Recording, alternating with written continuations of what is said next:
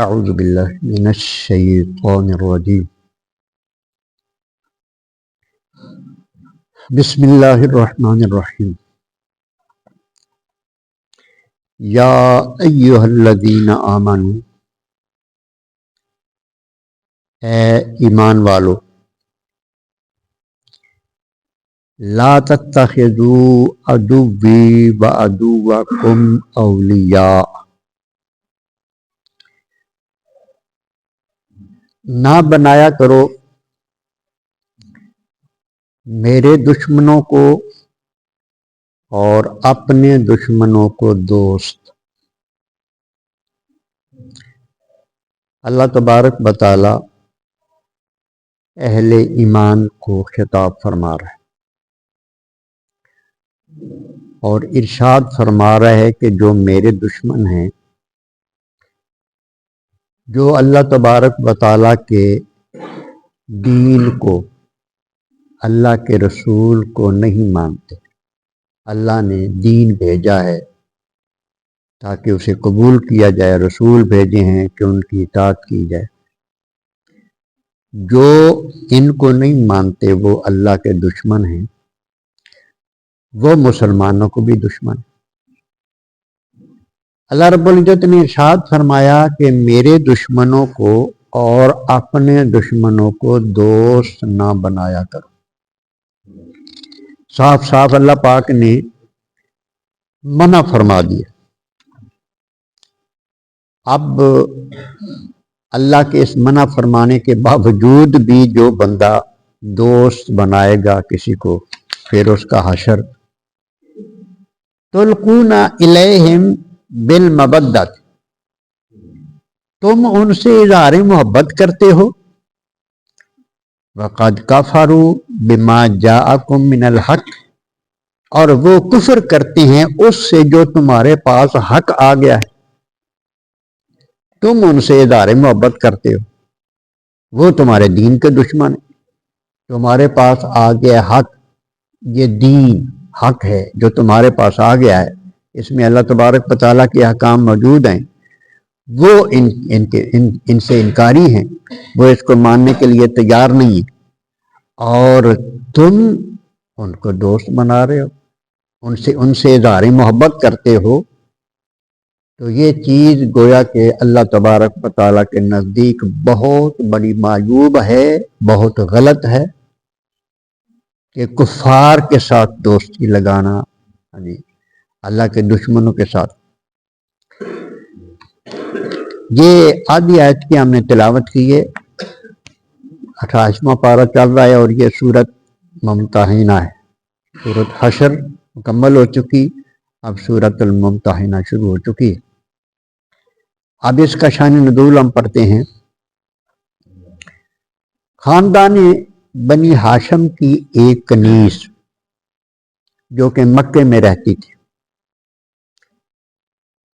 وہ وہاں سے چل کر مدینہ طیبہ پہنچی۔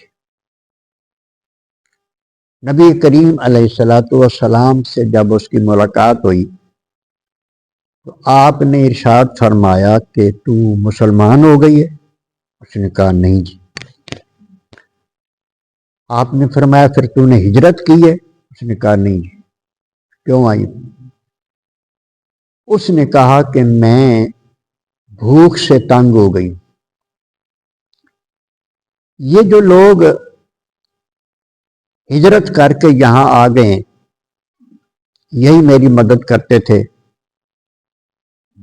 یہی میرے ساتھ تعاون کرتے تھے، میرا لباس، میرا کھانا ان سے آتا تھا۔ اب یہ سارے ادھر مدینہ پاک میں آ گئے ہیں، اب میرا حال کوئی نہیں پوچھتا۔ تو نبی کریم علیہ السلام نے پھر اس سے ایک سوال کیا کہ مکے کے نوجوان بھی نہیں تمہیں پوچھتے؟ اس نے کہا نہیں جی۔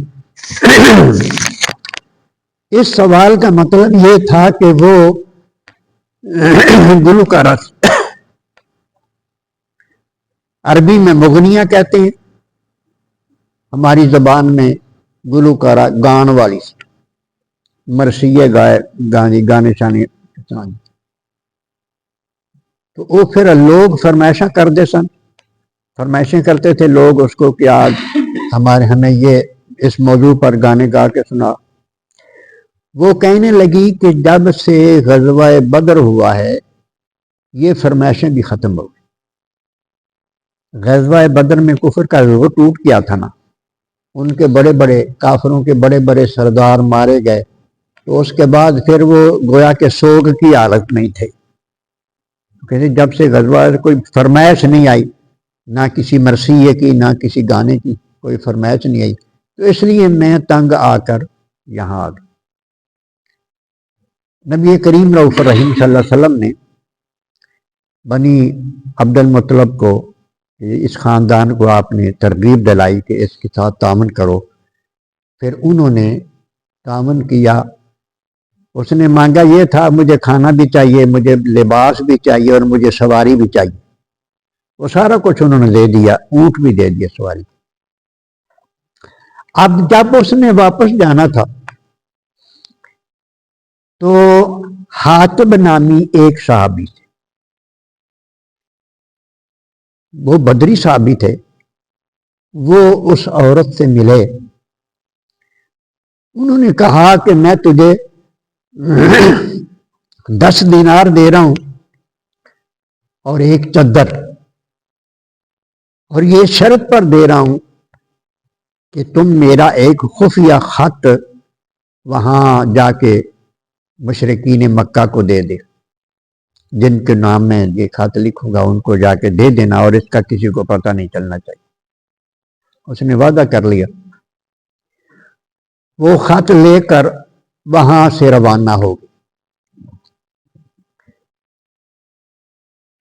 جب وہ وہاں سے چلی گئی، جبریل امین نے آ کے نبی کریم علیہ السلام کو بتا دیا کہ یا رسول اللہ، آپ کے کچھ خفیہ معاملات جو ہیں وہ ایک خط کے ذریعے اہل مکہ تک پہنچ رہے ہیں، اور وہ خفیہ معاملات کیا تھے کہ وقت آ گیا تھا، نبی کریم علیہ السلام مکے پر حملہ کرنے کی تیاری کر رہے تھے، فتح مکہ کا دن تھے، فتح مکہ اس کی نبی کریم علیہ السلام تیاری کر رہے۔ تو میں نے بار بار عرض کرتا ہوں، اور حقیقت یہی ہے کہ جب دشمن مسلمانوں پر حملہ کرنے کی تیاری کرتا ہے تو اس کے مقابلے میں پھر حضور بھی تیاری فرماتے تھے، دفاعی جنگ کی تیاری ہوتی تھی۔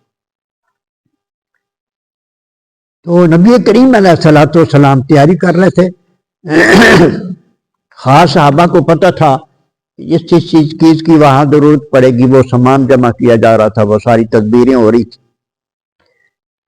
تو اس نے مکے والوں کو لکھا کہ نبی کریم علیہ السلام تم پر حملے کے لیے تیاری کر رہے ہیں، اگر اپنا بچاؤ کر سکتے ہو تو کر لو۔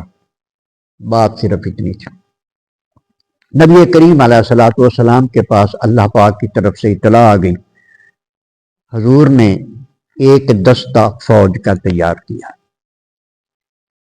حضرت علی رضی اللہ تعالیٰ عنہ کو سپہ سالار بنایا، اور چند صحابہ کرام جس میں حضرت عمار بھی تھے اور حضرت زبیر تھے، دیگر اور صحابی، ان کو ساتھ بھیجا، ان کو فرمایا کہ گھوڑے لے جاؤ، گھوڑوں پر سوار ہو جاؤ اور تیز چلے جاؤ۔ نبی کریم علیہ السلام نے ارشاد فرما دیا کہ فلاں علاقے میں جب تم پہنچو گے تو وہاں تمہیں ایک عورت ملے گی،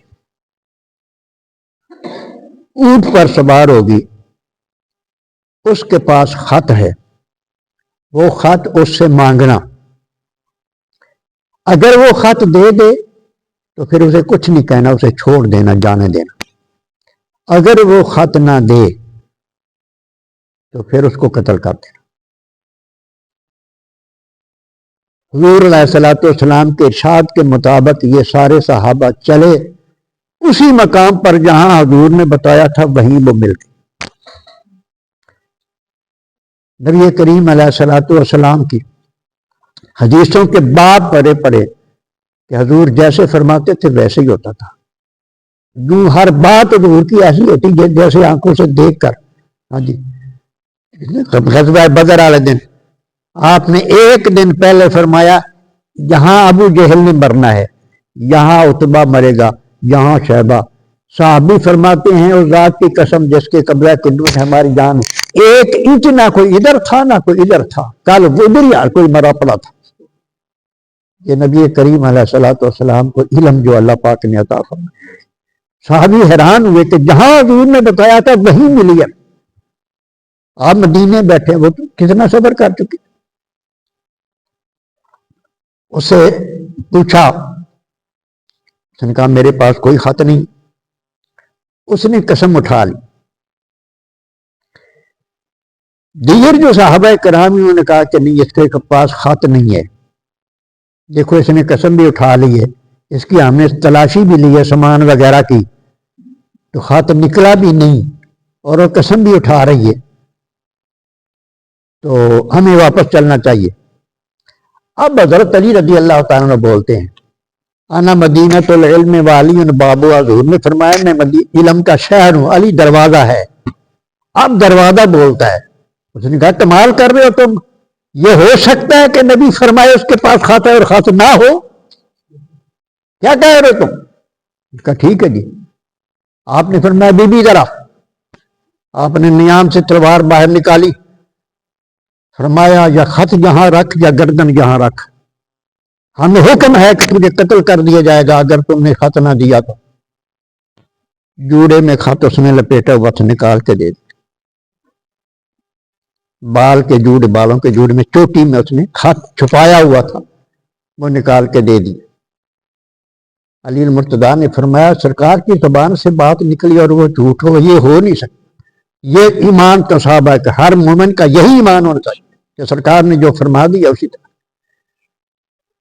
وہ خط لے آئے واپس۔